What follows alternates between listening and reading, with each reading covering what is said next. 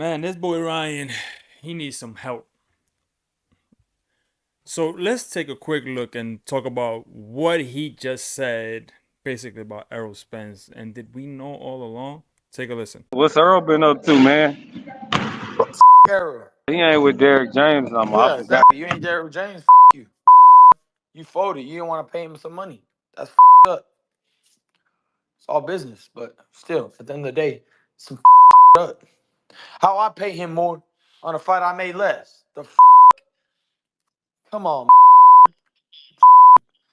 bro. And he been with you your whole career. Fuck is wrong with you? How I pay Derrick more on a fight I made less? Arrow is high as fuck.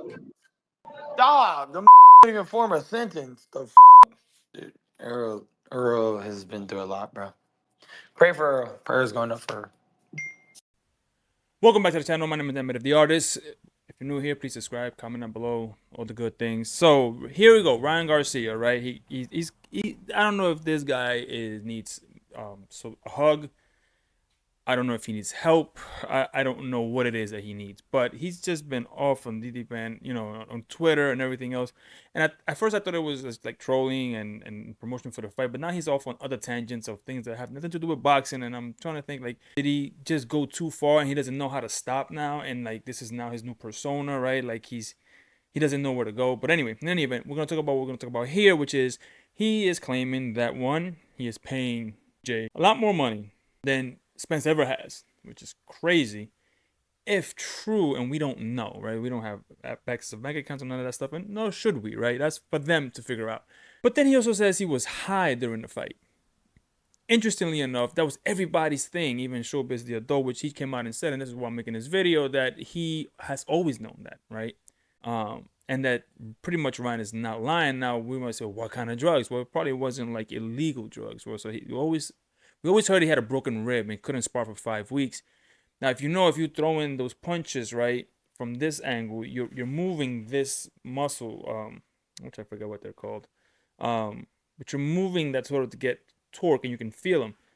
Your ribs float; they're not really attached to much. They're just attached to the actual muscle. So and then you can't put a cast on it, so you just have to let it heal. So when you move it, it's gonna hurt.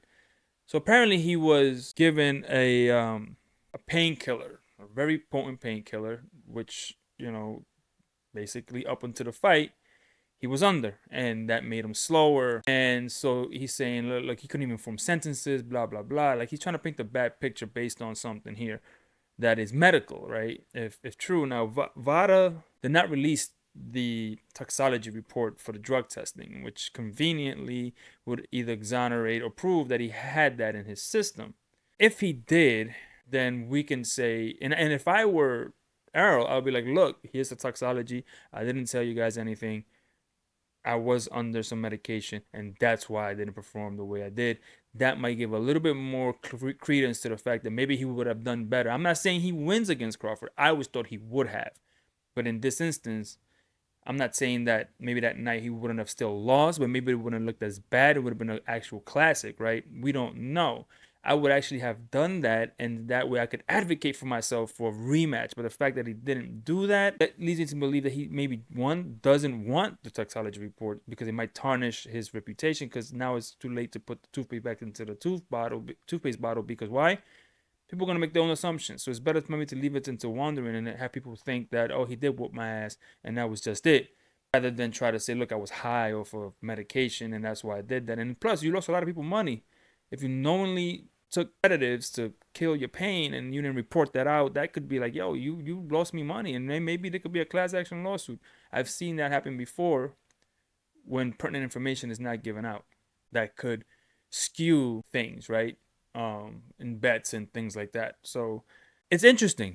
But again, it's coming from Ryan Garcia, which, again, I mean, you can make a whole video unto itself about what Ryan is going through and maybe what he doesn't know how to get out of, right? But anyway, let me know in the comments below. Do you believe Ryan Garcia? Do you believe he was high? Do you believe that VADA was actually like withholding this information and not letting people really, see the actual toxicology? Yeah, the report. Let me know in the comments below. I'll try to make another video later on today. This is fight week, so let's see how this clown show goes. Anyway, so leave that in the comments down below. Let me know until next time, and I'm out. Peace.